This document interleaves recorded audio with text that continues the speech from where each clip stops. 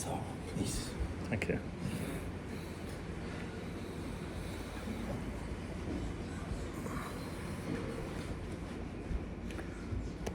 We would also like to thank you and community here for your warm hospitality, and we very much enjoyed being here. Thank you very much. In the name of God, the compassionate, the merciful, my topic is about qualities of people of heaven. And what I mean by this is, what are some of the characteristics of people of heaven when they are in heaven? And also, what are some of the characteristics of people that are judged by God to go to heaven? And I want to see the resonance between the two. So, in this world, what qualities we should develop so that we can go to heaven? And also, when we go to heaven, God willing, what are the characteristics? Before mentioning these qualities, I have to make some introductory remarks. One is that the hereafter is manifestation of the truth. In this world, truth and falsehood are somehow, together. Although from Quranic perspective, falsehood is nothing. Falsehood is void, is empty. But because of our lack of recognition, falsehood can present itself as something that exists. It's a kind of illusion. And sometimes falsehood can appear to us even more existing than truth. Sometimes you think the whole earth is filled with falsehood. But the reality is that falsehood is nothing, is void. And the Quran says example of truth and falsehood is like when rain comes and then flows on the earth, and then there are bubbles on this water. When you look at the river or the water which is flowing, you only see the bubbles. But these bubbles soon are going to stop. The Quran says, "Amma zabadu fayazhabu jufa'an." These bubbles will soon finish. What remains is water. And the Quran says, "Ma yanfa'un nas fayamkuthu fil ard." What benefits people is going to remain. So water is the truth, it stands for the truth, which is benefiting people and remains. Falsehood is like bubbles of air, which can catch your eyes. Sometimes you see as if there is nothing else except these bubbles, but they go away. So in this world, falsehood has this ability to catch our eyes, to deceive us, to attract us towards itself. And sometimes we dedicate all our life for false ideas, for false values, etc. But the hereafter, the truth is very manifest, and there is no way for falsehood to attract people. Everything becomes very clear. Therefore, in this world, we have people who may know God, people who may not know God, for example. But then hereafter, everyone is acknowledging lordship of God. The Quran says, when they are asked, لَمَنِ الْمُلْكُ الْيَوْمِ, to whom kingdom belongs today, everyone would say, لِلَّهِ الْوَاحِدِ الْقَحَّارِ. The kingdom belongs to God, the one who is dominant. So, there are many aspects to this. One aspect is our very reality. So in this world, For other people to judge us is not easy. Sometimes it's impossible. Because you judge people based on what you see or hear from them, but sometimes there are hidden traces of character that only at certain circumstances can emerge. You think this is a good friend, then at a very important time, this friend can betray you. Or sometimes you think someone is very bad, but then there is a time of need, you see that person is actually your best supporter. Even for ourselves in this world, to be judged about ourselves is not easy. Sometimes you think you have certain qualities, and at time of test, you see you cannot fulfill even your own expectations. Although God has given us the ability that if we use proper methodology and proper techniques, we can evaluate ourselves. This is very important. And very important part of Islamic spirituality is self-evaluation, self-monitoring. And so it's possible, it's not impossible. And the Quran says, بَلِ الْإِنسَانُ عَلَى نَفْسِهِ بَصِيرَةٌ وَلَوْ أَلْقَى مَعَاذِيرًا. Even if you bring lots of excuses, you can watch your reality. But it's very difficult because we tend to deceive ourselves and we tend to ignore many facts, let alone other people. So, in this world, with real struggle, we may be able to know things about ourselves, but not always in an adequate way. But in the hereafter, we would clearly see our qualities. يَوْمَ تُبْلَى السَّرَائِرُ. All the hidden traces of character will be exposed. And not only I can know about myself, even other people can know what this person is or has done in the physical life or the worldly life. For example, the Quran says, يَوْمَ يُعْرَفُ الْمُجْرِمُونَ بِسِيمَاهُمْ. The day that you can recognize criminals by looking at their face. So, criminals by looking at their face, or righteous people by looking at their face, you can recognize. Then we have witnesses, as Sister Esra mentioned. There's a wide range of witnesses that we have. It can be angels, it can be some human beings, it can be even our own organs, it can be the places, the buildings, surroundings. All can offer their testimony. And of course, God above all is the witness. But what I want to say is that when we talk about God and His judgment and whom to send to heaven or hell, we should not think of God as a person whose judgment is based on his personal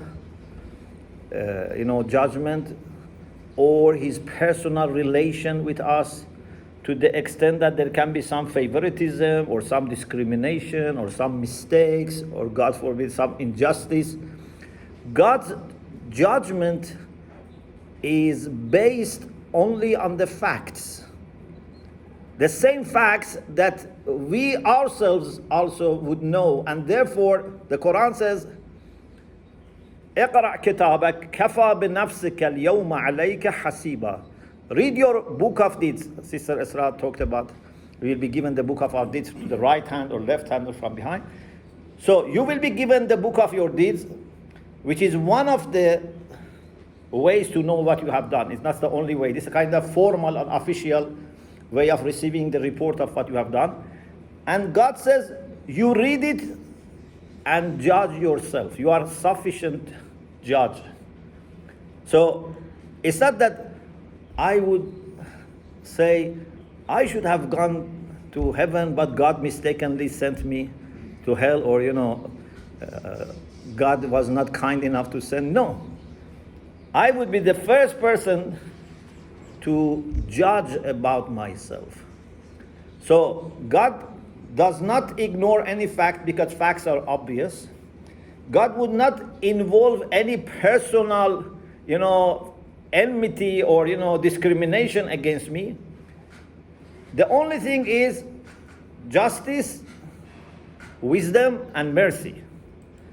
No chance for injustice, no chance for acting emotionally and leaving wisdom on another side, and no chance for any person be deprived of the maximum mercy that they can receive. So God is absolutely merciful, and as much as they can receive, God will give them.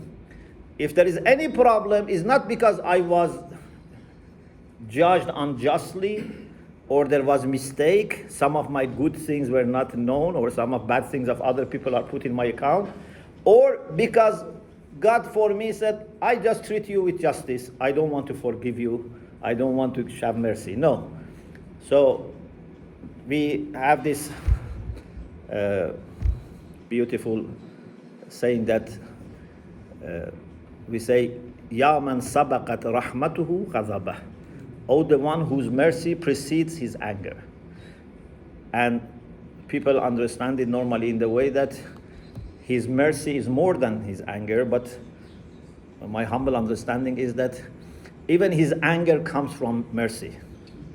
So if on occasions God shows an angry face to us, it's out of love and mercy, because that's the way that he can improve our condition. So justice based on the facts, but mercy based on your capacity. He has absolute mercy to offer, but how much you can receive. The problem of those who go to hell is that in the worldly life, they were not people of showing mercy to others and even to themselves. So they didn't let God have any way to penetrate into their soul, into their heart.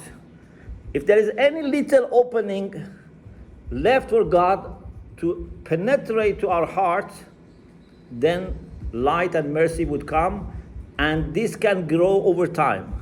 But there are people who have sealed their hearts, so these are the people that they are not kind to themselves and to other people. So we have this narration from the Prophet that man la yarham la yurham. If you don't show mercy to people, you will not be shown mercy. One famous case is when a man saw the Prophet kissing his grandchildren. He was surprised, because at that time, for some people, for some men, it was a sign of weakness to say you love your wife or to show love to your children. Okay? They took it as a sign of weakness. In our narration, very much emphasize on saying to your wife that you love your wife, showing love to your children. أحب الصبيان وارحموهم. Love children and show mercy to your children, kindness to your children. So this man saw the Prophet kissing his grandchildren, and he said, I have never kissed my children. Can you imagine a man has never kissed any of his child even once? And the Prophet said, Man la yarham la yurham. If you don't show rahmah, kindness to people, you will not be shown. So sometimes we act in a way in this world that we have blocked mercy of God reaching us, and then through us reaching other people. This creates problem for us in the hereafter, because this person has no experience of mercy, and then you cannot expect from God to transform this person totally to a new entity, a new thing in the hereafter, because hereafter is manifestation of what has happened in this world. And in this world you have free will. God can make good people better, But God cannot make terrible people into very good people, because it's your freedom. So God has no limit in his love and mercy, but you need to welcome, you need to let an opening for God to enter. A kind of analogy that we keep using is the son of Noah.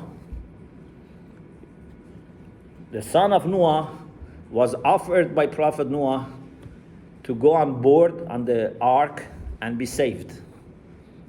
He very kindly said, Ya bunayya arkab ma'ana, my dear son. Although he was not following and listening to Noah, but he said, my dear son, come on board with us. But he said, I don't need your ark and I don't need your offer. He said, Sa'awi ila jabalin ya'simuni min al-ma. I will go on top of a mountain and I will be saved. Noah said, La asim al-yawm min amrillah. There is no protector today except those who receive mercy from God. So the son of Noah was offered mercy, and when I say mercy here means more kindness and love. And he said, I don't want. So God in this world offers mercy. Some people say, we don't want your mercy. We prefer not to receive any mercy from you. Like people who are used to be in darkness. When you open the window, they say, please close the window. And sometimes they are not polite to say, please. They say, So, if someone is looking for mercy, God's mercy can reach them. Sister Islam mentioned this prayer that we make after our ritual prayers. Say to God, إن لم أكن أهلا أن أبلغ رحمتك فرحمتك أهل أن تبلغني وتسعني. You are a savior. If I cannot reach you to save me, you can come and save me. But this is for the people who want to be saved. What if the savior is next to you and says, I can save you? You say, no, I don't want to be saved by you. Either I save myself or I rather die. Then what can you do?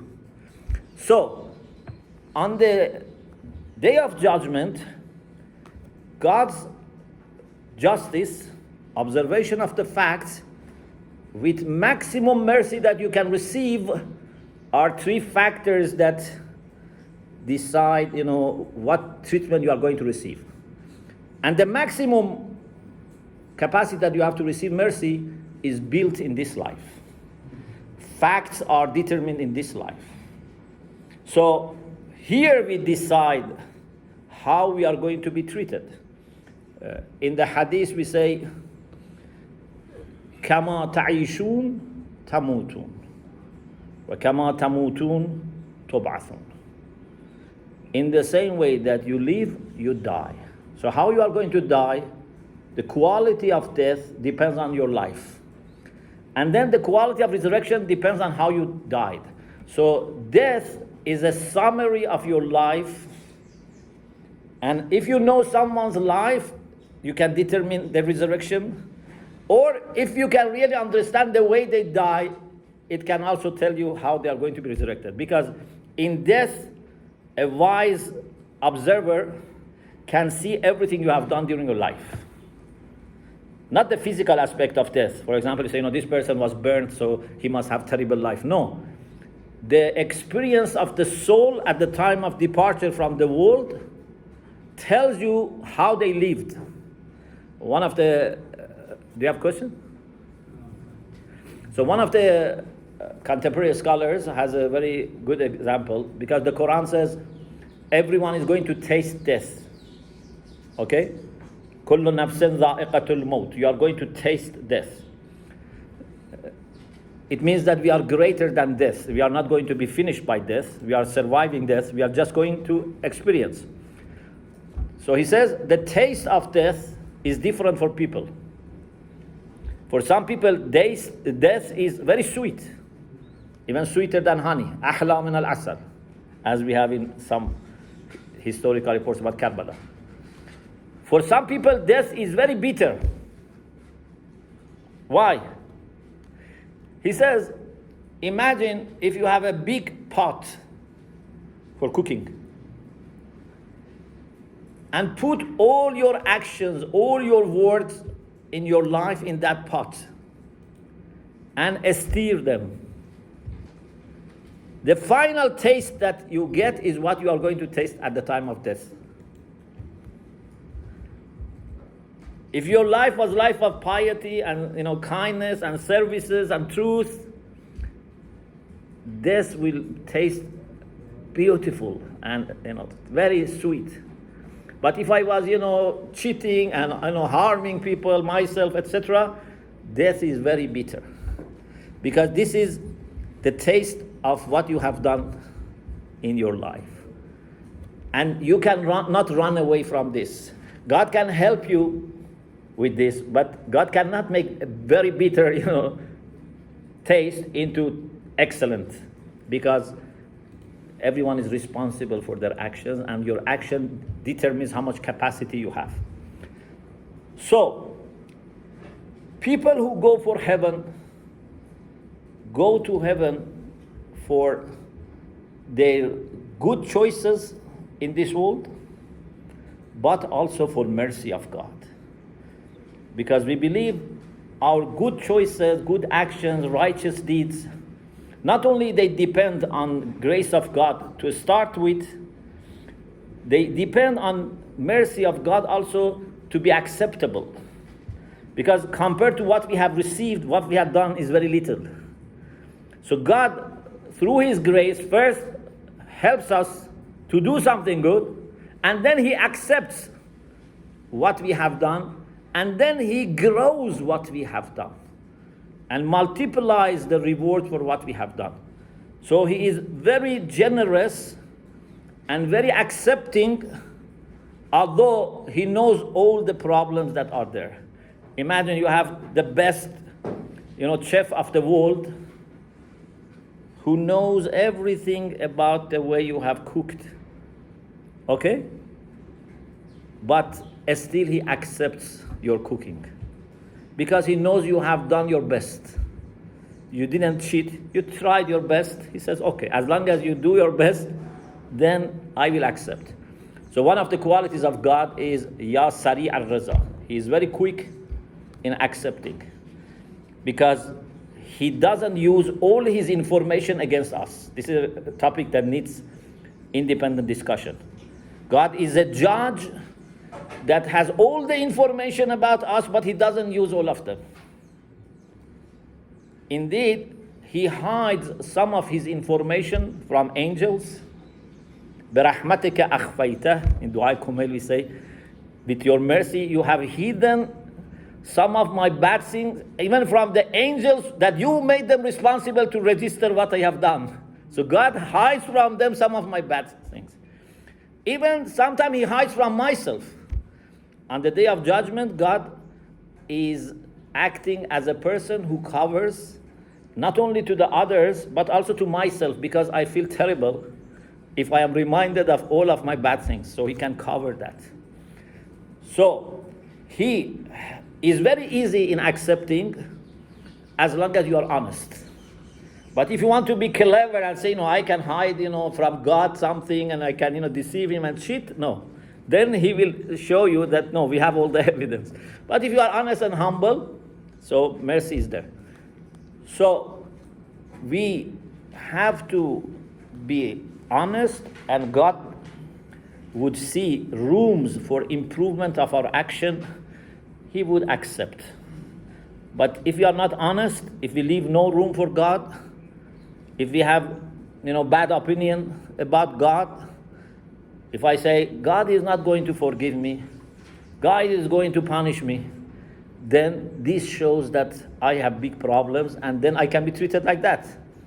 So in the same way that you expect God is going to treat you, God may treat you not just by accident, because this is the way you think and you behave yourself. So this is a very important discussion.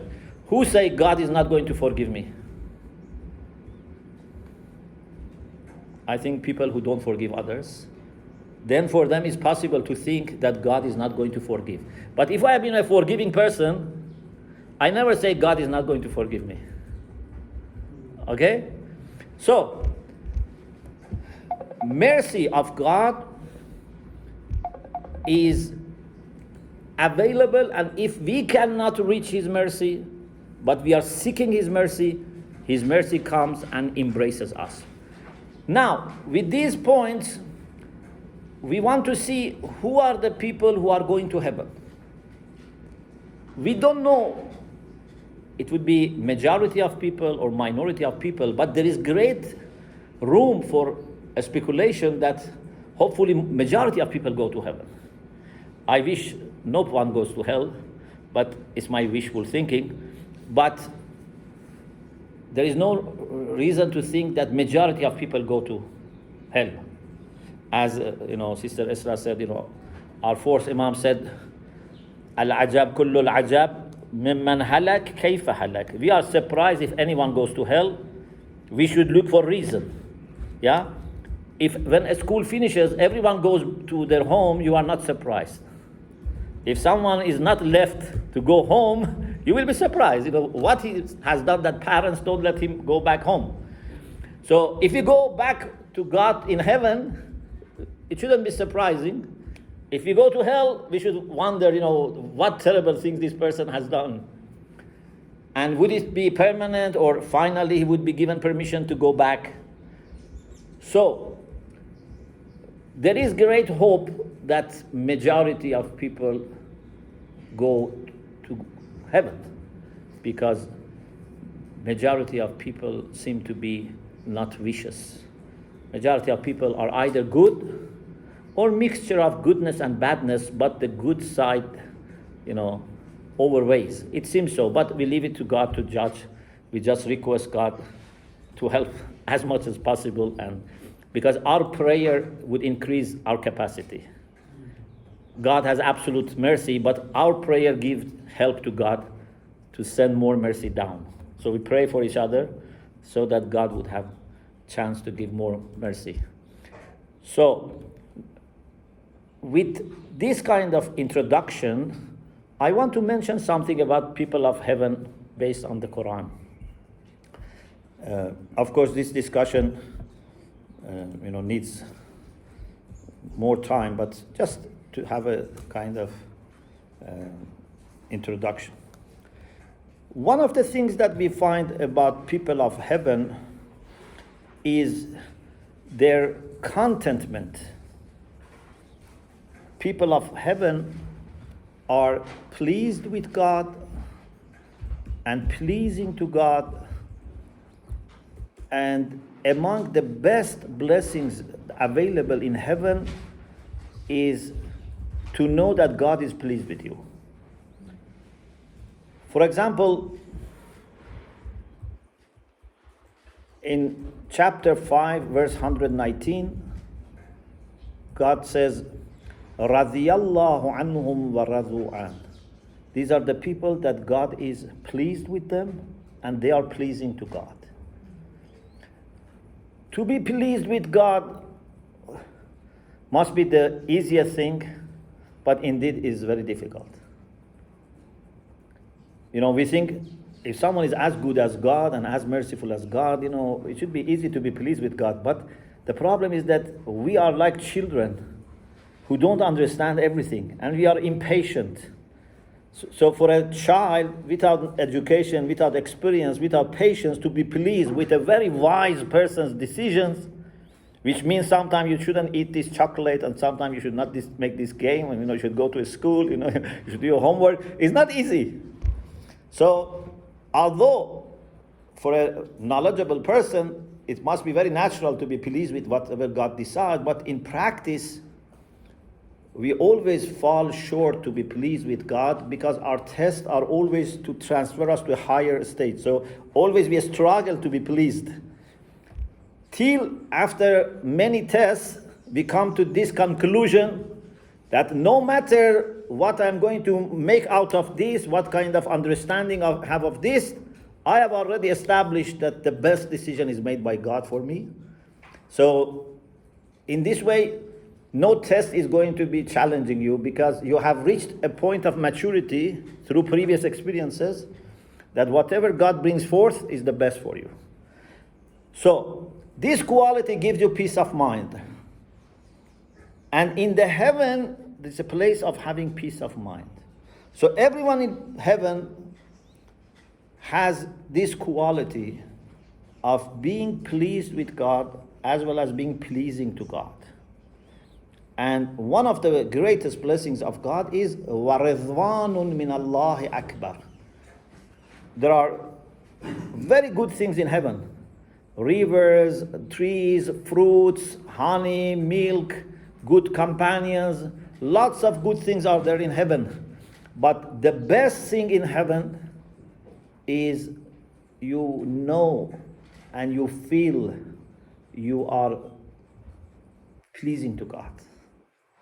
You feel you are in a place that belongs to you. You know, if I am put by force in heaven, I will be full of embarrassment. If it's possible. It's not impossible, I will explain later. But suppose someone can by force put me in heaven. Heaven for me becomes hell. Because I feel so embarrassed to be in heaven when I am not a heavenly person. And therefore, when God says, I am pleased with you, then I feel very much, relieved and very happy. Or when God sends peace, greetings of peace, the Quran says, Salamun qawlan min Rabbin Rahim. People of heaven will hear from God greetings of peace. God doesn't speak, but He may create voice. So God says, qawlan, a word. So a word of offering of peace, this establishes enduring tranquility in them. So now we can discuss what impact this can have on us in this world. In this world, if we are greedy, if we are always demanding and wanting to have more and more, this quality would not let us to be going to heaven, because this is opposite to what we need in heavens. We have to be pleasing to God and pleased with God. Greedy people are never pleasing and pleased. You can never please someone who is greedy. Or someone who is ungrateful is never pleased. Someone who is selfish, even with respect to their family members, they are not happy and people around them are not happy. So if I want to have hope of going to heaven, I can see in this life, do I have qualities that resemble qualities of people of heaven or not? If I am greedy, no chance. Of course, God can help me if my greediness is not, to the level of killing me, but it's very dangerous. Or if I am selfish, if I am unkind, if I am a person who is very individualistic. Gratitude is also a very good quality of the people of heaven. And one of the things that the people of heaven would say, we have in Surah A'raf, Surah Fatir, Surah Zumar, is that they say, Alhamdulillah alladhi hadana lihada. وَمَا كُنَّا لِنَهْتَدِيَ لَوْلَا أَنْ هَدَانَا. They praise God for what they have been given. They don't see it as their own achievement. Normally when a student gets A, says to the parents, I got A. If they get D and F, the teacher gave me D and F.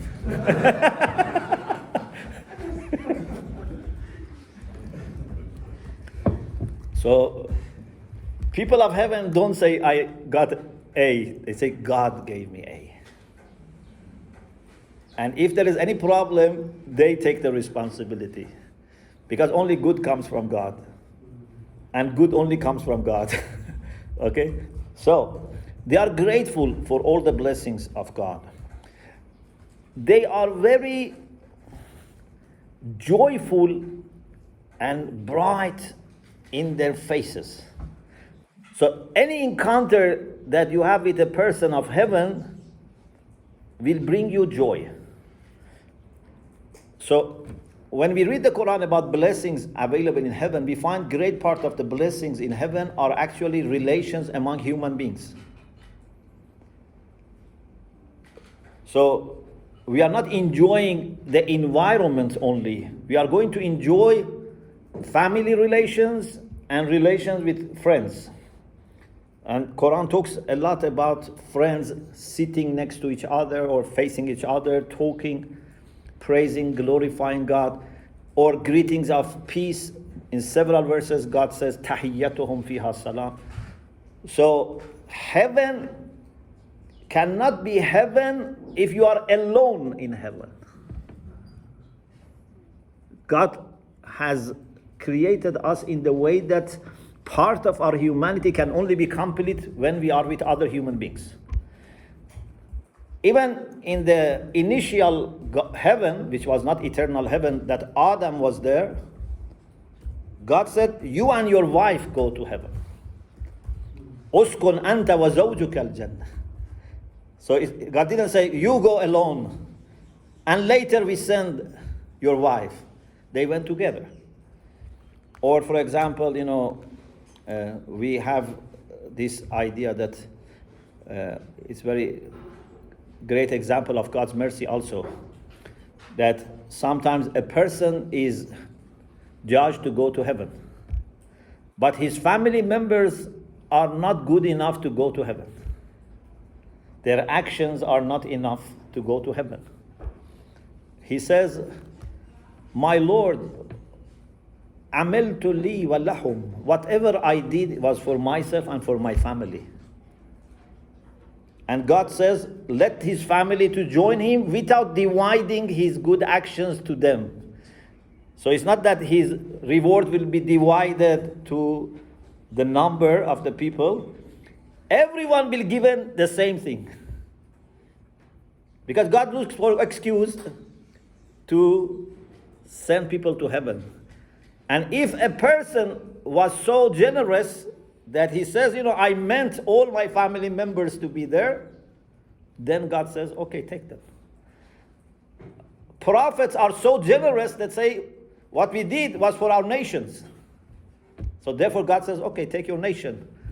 The only exception will be people who have left no room.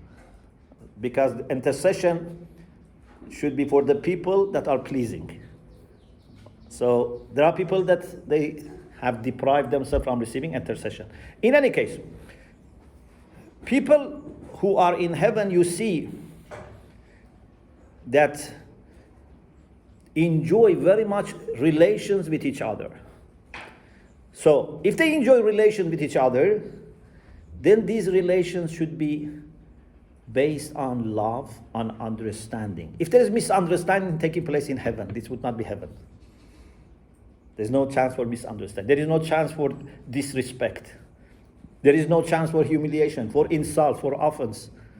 Because all these make life miserable. So people of heaven are people that when you look at them, when you talk to them, when you interact with them, they reflect God's love and mercy. Therefore, we find that people of heaven are people that their faces are joyful, are bright. And interestingly, we have this about how they are in this world. There is a hadith from our sixth Imam. He says, إِنَّ لِأَهْلِ الْجَنَّةِ أَرْبَعَ عَلَامَاتٍ. For the people of heaven are 4 signs. The first is وَجْهٌ مُنْبَسِطٌ. They have happy faces. Because this happy face is needed in heaven. If you have it in this world, it's a sign that you can be in heaven. If not, then you need a surgery. God has a place for surgery, but let's do it without surgery. وَلِسَانٍ latif. Another sign of a person of heaven is they have very subtle tongue, in the sense that they are very polite, they speak with courtesy. When you hear what they say, it's like taking sweet. Some people, when you hear what they say, it's like taking, something bitter or even sword. There's an Arabic poem which says that, sometimes the wounds caused by words are worse than caused by swords. جراحات السنان لها التيام ولكن لا يلتئم ما جرح اللسان. He says the wound caused by sword can be healed, but sometimes the wound caused by words cannot be healed. So the people of heaven, when they speak very nicely.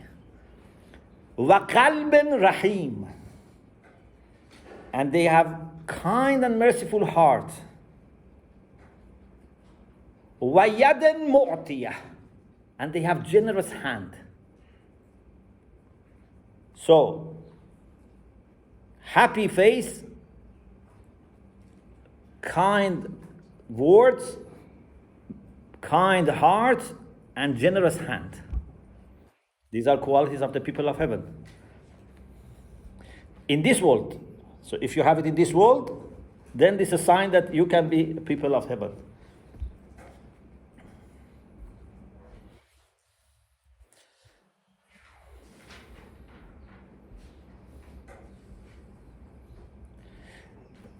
One of the things that we have about people of heaven, I try to finish my talk, is they don't grieve and they don't fear. لا خوف عليهم ولا هم يحزنون. So, fear in this world is sometimes necessary. And actually, we believe that we have positive fear, we have negative fear. So if I don't have any fear at all, I can, endanger myself. So sometimes fear is positive, sometimes fear is not positive. Grief is also the same. Sometimes grief is good because it encourages me to take a lesson. For example, if I've lost something and I'm sad, so that I can maybe do better in future, not to lose, or things like that. But in heaven, there is no need for fear or grief. Why? Because there is no danger coming, and also there is no thing that you want and you don't get it. If there is something that you are not supposed to get it, you don't want it. Do you get my point? So in this world, I can be very sad why I am not as learned as my teacher, for example, or as pious as my role model. I can be very sad. And this sadness is good. Why? Because still I have chance to improve. If I am not sad, this means that I am not really honestly wanting to be like them. But in heaven, I cannot change myself dramatically because the chance for change is this world. So if I'm in heaven and I say, I wish to be like the prophet, and why I cannot be like the prophet, that makes my life in heaven miserable. Because I am wishing something which is not possible. Indeed, we have this, that everything they wish, they will be granted. So, whatever is not possible, they don't wish, because they are very rational. Whatever is not going to happen, they don't have worry for. In this world, we have many worries for the things that are not realistic. For example, the Quran says, Shaitan keeps frightening you about poverty. Whenever you want to give charity, whenever you want to look after, family, etc., Shaitan says, you are going to become poor. Keep this money, increase money, work hard to get more money. But we don't have any room for fear. In the rational people, even in this world, لا خوف عليهم ولا هم يحزنون, this is a quality of awliyaullah in this world.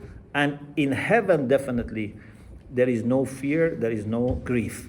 So you never want in heaven something which is not possible, something which is not suitable for you.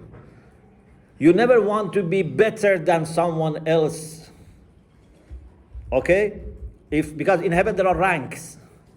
But everyone is perfectly happy with their own rank. They are not making life for them miserable by keeping thinking, why I lack this? Because in this world, many times we don't enjoy what we have because of thinking what we lack. In the driving, we listen to this tape. One of the, with the abbot, we were listening to a tape. One of the things was that don't let the things that you don't have make the things that you have, lose their taste. In heaven, you are content with what you have. Even if you wish more, it's within the range which is suitable for you, and you will be granted. Okay, I hope I managed to give a little kind of introduction to this topic. It needs more time, but I think people of heaven don't speak too long. And the last thing the Quran says that they end their conversation is وَآخِرُ دَعْوَانَا أَنَ الْحَمْدُ لِلَّهِ رَبِّ الْعَالَمِينَ. The last thing is all praise is due to God. Thank you very much. Thank you very much. Thank you.